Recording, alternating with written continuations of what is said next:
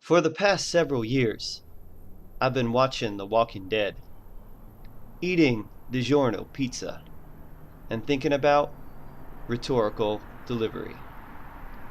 Now, my definition of delivery is pretty broad, so bear with me.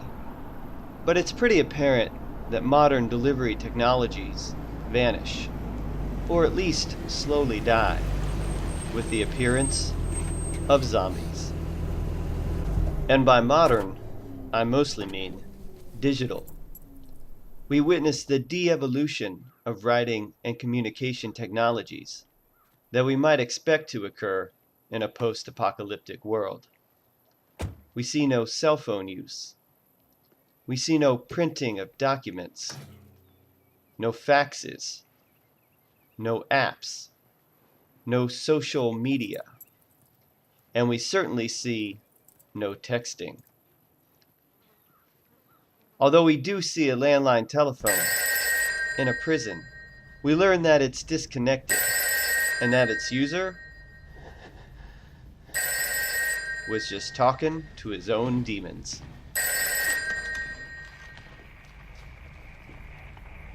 How did you know my name?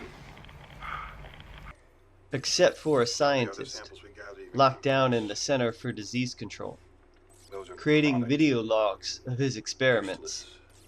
We see no digital imaging, no digital dissemination. I don't even know why I'm talking to you. I bet there isn't a single son of a bitch out there still listening, is there? There is. You just need another mode of delivery. Is there?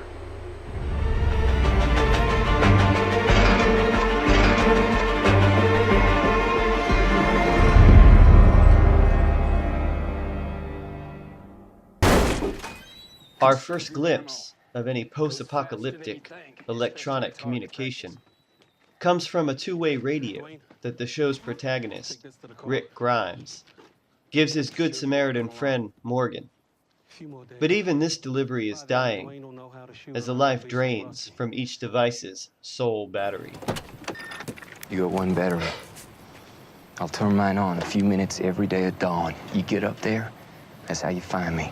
Our second glimpse comes as Rick is driving toward Atlanta, transmitting on his police radio, trying to signal anyone who might be listening. This attempt at delivery cuts to another setting, introducing the viewer to a group of Georgians living outside the city. They keep a CB radio on in their camp to monitor for broadcasts. We'll be approaching Atlanta on Highway 85. If anybody reads, please respond. We're just outside the city. Damn it. Hello? Hello? He couldn't hear me. I couldn't warn him. But this attempt at delivery fades as well, for the signal is too weak to fully get through, and segues into what's really left. Face-to-face delivery and the reliance on handwritten, alphabetic, and pictographic signs. In the first rhetorical confrontation between the characters Shane and Lori, the argument is about whether or not to put signs along I-85, warning travelers not to go to Atlanta. A lot of good it's been doing. And I've been saying for a week we ought to put signs up on 85 and warn people away from the city. Folks got no idea what they're getting into. We learned earlier that Atlanta was supposed to be a shelter area, that they had resources to provide and protect citizens with. They had the military, hospitals, food, and along with the CDC, which was working on a cure. For anyone who knows anything about zombie epidemics and Atlanta's traffic congestion, going to Atlanta would seem a very, very bad idea. As Rick rides into town on his horse, prototypical of the Western cowboy myth, he comes face to face with a horde of zombies, and his only recourse is the delivery of bullets. Ultimately, his own deliverance comes from the help of a stranger, who also happens to have a walkie-talkie.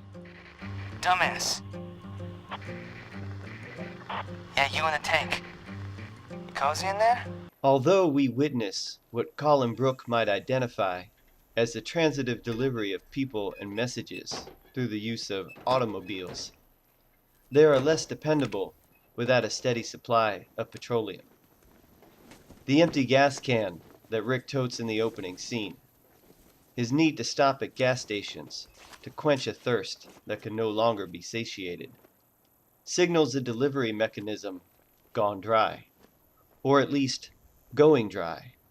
Lest we forget the materiality of digital technologies, data centers, those that power Google, Facebook, and other media sites, can use as much electricity as a small town. Although many are incorporating renewable energy into their designs, most still rely on petrochemicals, as does the CDC. The world runs on fossil fuel. I mean, how stupid is that? And when fuel runs out, the center self-destructs.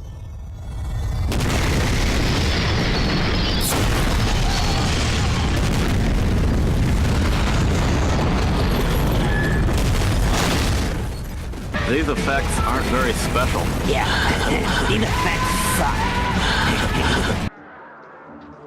Such a relationship summons the comparisons of the zombie to capitalism. From George Romero's 1978 film Dawn of the Dead, which some have argued offers a notable critique of consumer capitalism, against which the characters in The Walking Dead are trapped, as they have to scrounge and scavenge for goods. They have to self-deliver, in a sense, for the normal circulation and delivery of goods and currency have ceased.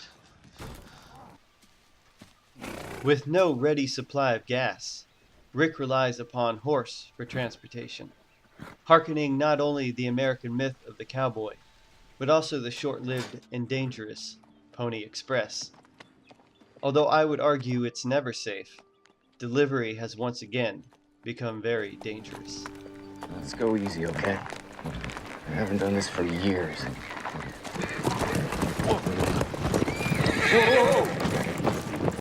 Although Rick continues to raise the volume of his voice to tell his son to stay in the house, Carl!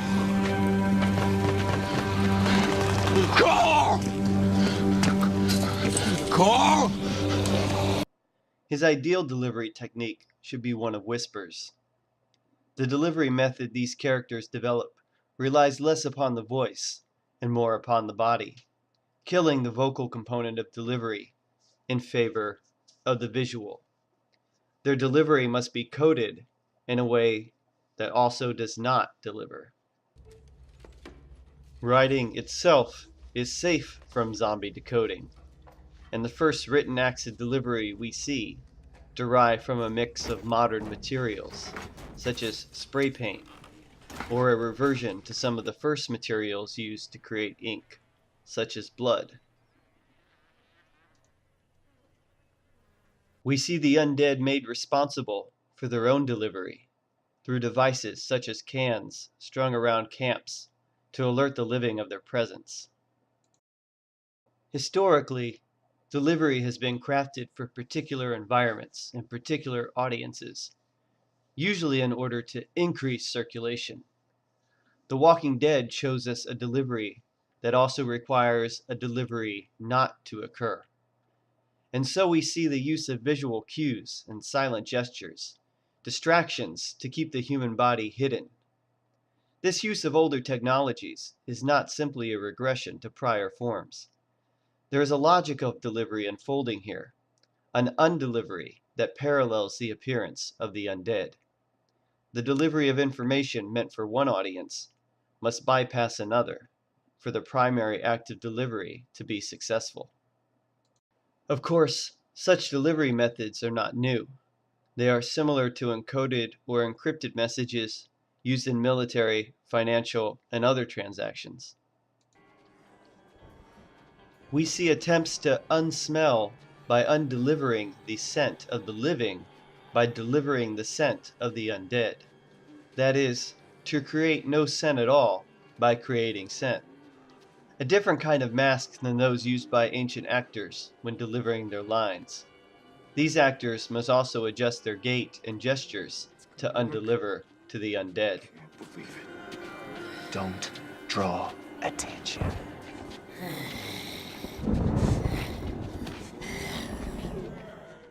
As Michelle Bailiff has argued about zombies in writing, they provide a figure in between living and dead that confuses and effuses the categorical limits of the human.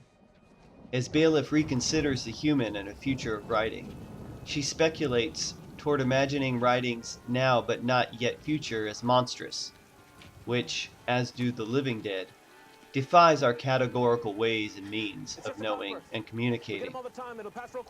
The presence of zombies puts living humans in a liminal state of delivery, where they must be more undead in their delivery at times than they would be otherwise. Toward futures and categories of delivery, we might say that the zombie makes a monstrous delivery. One would never be cast as Demosthenes for the big screen. But as Bailiff elaborates, what makes a zombie terrifying is that it has a body, but no mind. If humans have a mind, then, do they have a body? One that is available for delivery, especially if the prosthetics of electronic communication are removed. Would an average human, not trained in acting, be any better to play the part of Demosthenes, as centuries of dead print as the dominant mode of delivery have made our bodies dead and dumb? If delivery transforms, dies, is resurrected, what situation is delivery for? Does The Walking Dead provide what Ben McCorkle might identify as a harbinger of our technological future, although this time inverted as we lose technologies? Or does it suggest some current way that we deliver through technology we may be unaware of? One that is always stealthy, that uses methods to speak to one audience, but avoid others. For Sarah Lauro, The Walking Dead holds no interest, because it isn't about zombies, but humans. These characters are not just encrypting and undelivering for the zombies, but for other humans who pose a greater threat. Certainly the need for encrypted data, and just think about that term for a minute in regard to the undead, prompts us to hide data from some audiences, but not others.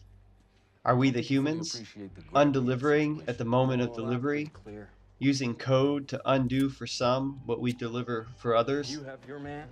Or are we the zombie horde, in cases such as Eric Snowden, WikiLeaks, and other deliveries of information not intended for public consumption, yet created by public entities, show that there's another group maneuvering around us, hoping we don't see or hear them, lest we should attempt to devour them?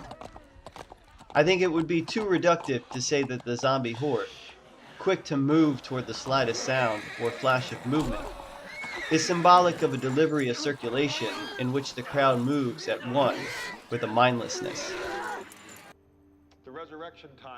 But perhaps zombies do not arise from humans alone, but also their mindless agents, the web robots and algorithms that we create to scour our online information, attempting to eat cookies and consume our attention, in turn, turning us into those mindless consumers depicted by Romero.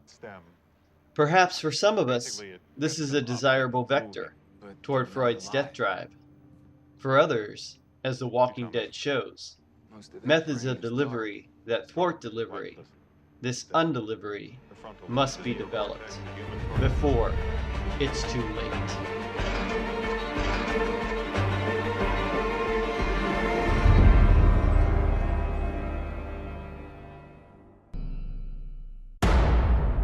Whoops, wrong show. Carl, stay in the house. Know you love nature and all of its glory. Carl, stay in the house. Playtime inside is less gruesome and gory.